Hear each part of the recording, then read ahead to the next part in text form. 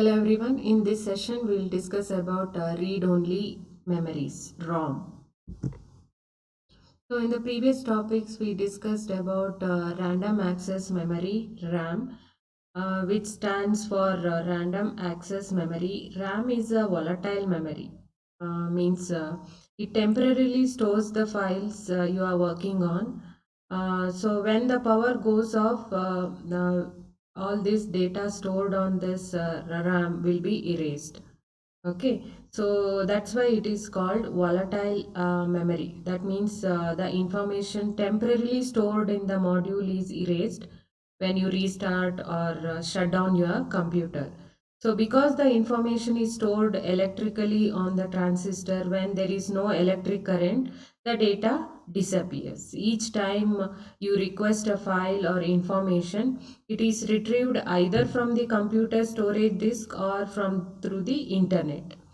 So the data stored in RAM, so each time you switch from one program or page to another, the information is instantly available. When the computer is shut down, the memory is cleared until the process begins again. So volatile memory can be changed or upgraded or expanded easily by the users. So SRAMs and SDRAM chips are volatile. So because these lose the content when the power is turned off. Many applications need memory devices to retain contents after the power is turned off. So for example, the computer is turned on, the operating system must be loaded from the disk into the memory. So when you switch on the computer, so the first um, the operating system software has to be loaded from the disk into the memory. So this requires execution of a program, so that is called booting program, so which boots the operating system. Since the boot program is quite large, most of it is stored on the disk. So the processor must execute some instructions that load the boot program into the memory. So if the entire memory consisted of only volatile memory chips, the processor would have no means of accessing these instructions. So the practical solution is to provide here is a small amount of non-volatile memory which can hold the instructions whose execution results in loading the boot program from the disk. So that's why we need non-volatile memory, so which will store the instruction even if the power is turned off, or even after the system is shut down, we'll be able to retain those instructions from the memory. So non-volatile memory is read in the same manner as the volatile memory, but there it requires a separate writing process to place the information in this memory. So normal operation involves only reading of data. So this type of memory is called read-only memory. Means only we can read the content, whatever is there in the memory chip. We cannot write the data onto this particular memory. So these types of memory is called read-only memory. So ROM is a non-volatile memory, which means the information is permanently stored on the chip. So the memory does not depend on any electric current to save the data, and here the turning off the computer does not have any effect on ROM.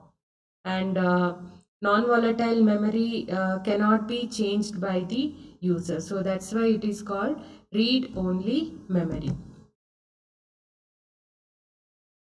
So this is how the ROM cell works. So here you can see there is one transistor. This is one single ROM cell. It consists of one transistor and a point where this transistor connects to a ground level. So here when the transistor is connected to ground level, So that means the bit line where voltage will be nearer to zero voltage. That means it stores a logical value 0. So when the transistor is not connected to ground level means the bit line voltage will be high. That means it stores a logical value 1. And this bit line value will be accessed when the word line is activated. Okay, so this type of memory is called a read-only memory or ROM. When information can be written into it only once at the time of manufacture. So when these chips are manufactured, that time whatever the data is written, that cannot be changed. So we can only read the data. We cannot write data into it. We cannot modify the data. So a logic value 0 is stored in the cell if the transistor is connected to a ground at point P. Otherwise, logical value 1 is stored in the bit line. The bit line is connected through a resistor to the power supply. To read the state of the cell, the word line is activated to close the transistor switch. As a result, the voltage on the bit line drops to 0 if there is a connection between the transistor and ground. That means if the transistor is connected to a ground, then the bit line voltage value will drops to 0 voltage. If there is no connection to ground, the bit line remains at the high voltage level, indicating 1 value 1. A sense circuit at the end of the bit line generates the proper output value. The state of the connection to ground in each cell is determined when the chip is manufactured using a mask with a pattern that represent the information to be stored. So these are called masked ROM. That means during the manufacture time, whatever the data is written, so that won't be rechange, or that cannot be changed by the user. So another type of read-only memory is called programmable read-only memory, that is PROM. So some ROM designs allow the user to be loaded by the user, thus providing a programmable read-only memory. This is a read-only memory that can be modified only once by a user. The user buys a PROM and enters the desired contents using a PROM program. So how the programmability is achieved is by inserting a fuse at the point P in a ROM cell. So in a ROM cell we have seen here the transistor is connected to a ground in this particular point. So in PROM there is a fuse point is provided at this junction. So whenever the user wants to change the value, the user or the programmer can apply high current pulses here, and because of the high current pulses, it will change the value. Okay, so before it is programmed, the memory contains all zeros. The user can insert ones at the means binary value 1 at the required location by burning out the fuses at these location using high current pulses. And this process is irreversible, means the user can modify the values only once. And means it can be programmed only once and is not erasable. So that's why this process is irreversible. The alternative technology of programmable read-only memory is to provide more convenient and considerably less expensive approach, because the memory chips can be programmed directly by the user. So these are very less expensive and more convenient, because the programmer or the user can change the data at least one time. So that's why it is means it is very convenient for the users or the programmers. The next type of read-only memory is called EEPROM. So EEPROM means erasable and programmable read-only memory. So it allows the stored data to be erased and new data to be written into it. So such an erasable programmable ROM is usually called EEPROM. EEPROM. So erasable and programmable read-only memory.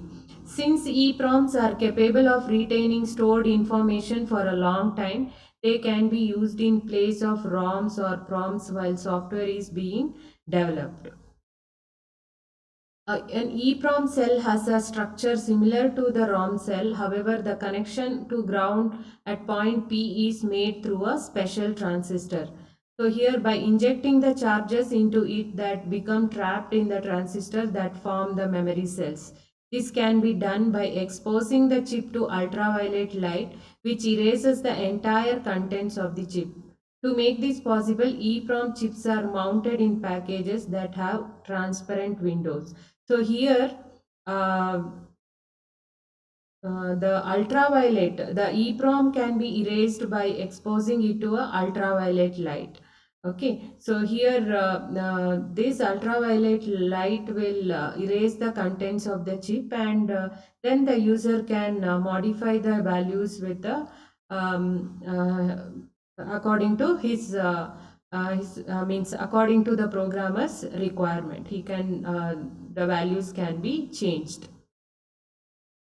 So here so that is erasable programmable read-only memory. So an EEPROM must be physically removed from the circuit for reprogramming. So what we discussed, erasable programmable read-only memory. To do the modification to expose this chip to ultraviolet light, it has to be removed from the circuit and do the reprogramming. So that is one drawback of EEPROM. So the next version of ROM is nothing but EEPROM. So that is the electrically erasable programmable read-only memory. So here the stored information cannot be erased selectively. The entire contents of the chip are erased when exposed to ultraviolet light. So these are also drawbacks of EEPROM. So what happens when it is removed from the circuit for reprogramming? It will not erase the stored information. The selected information will not be stored at once. The entire contents of the chip are erased when exposed to ultraviolet. The entire content, it will not select a particular information and it will not erase. Once it is exposed to ultraviolet light, it will entire content of that chips will be erased. So that those are the drawbacks of EEPROM, erasable programmable read-only memory. So to overcome these drawbacks, we have another type of programmable read-only memory, that is electrically erasable and programmable read-only memory, that is EEPROM. So one disadvantage of EEPROM is that different voltages are needed for erasing, writing and reading the stored data, which increases circuit complexity. So it has to maintain different voltages level to do different types of operations like erasing, writing, reading the stored data, all those things. So it will make the circuit more complex. So however, this disadvantage is outweighed by the many advantages of EEPROM. So this is one disadvantage, but it has many advantages, like we can erase whichever the selected information from the chip, and we can modify the data, we can write the data, and we can read whatever the stored data in the chip. So in EEPROMs can be erased one byte at a time rather than erasing the entire chip. So hence the process of reprogramming is flexible in EEPROM, but it is slow compared to the other types of ROM. So that is a electrically erasable and programmable read-only memory. So next type of read-only memory is flash memory. It is an approach similar to EEPROM technology. A flash cell is based on a single transistor controlled by a trapped charge, much like an EEPROM cell. The key difference is that in a flash device, it is only possible to write an entire block of cells Prior to writing, the previous contents of the blocks are erased. So that is the main difference of flash device and to the EEPROM. Flash devices have greater density, which leads to higher capacity and a lower cost per bit. They require a single power supply voltage and consumes less power in their operation. So the low power consumption of flash memories makes them attractive for use in portable and battery powered equipment. So these applications include handheld computers, cell phones, digital cameras, and MP3 music players. So flash memory is in the digital cameras to store picture data and MP3 players to store the data in the form of sounds. So there are two types of flash memory. Those are flash cards and flash drives. So flash cards. So this is how the flash cards look. You would have seen in your digital camera, right? So the one way of constructing a larger module is to mount flash chips on a small card. Such flashcards have a standard interface that makes them usable in a variety of products. A card is simply plugged into a conveniently accessible slot. Flashcards with a USB interface are widely used and are commonly known as memory keys. They come in a variety of memory sizes. Larger cards may hold as much as 32 gigabytes. A minute of music can be stored in about 1 megabyte of memory using the MP3 encoding format. Hence, a 32 gigabyte flash card can store approximately 500 hours of music. So that is advantage of flash cards. Then next type of flash memory is flash drives. So larger flash memory modules have been developed to replace hard disk drives and hence are called flash drives. So these are developed to replace the hard disk drives. They are designed to fully emulate hard disks to the point that can be fitted into standard disk drive base. Currently, the capacity of flash drive is on the order of 64 to 128 gigabytes. So every time we cannot use hard disk. So then so those times like where we don't want to use a very large hard disk, very large storage hard disk. Instead of that, we can use USB drives or flash drives. Flash drives are solid-state electronic device with no moving parts provides important advantages over the disk drives.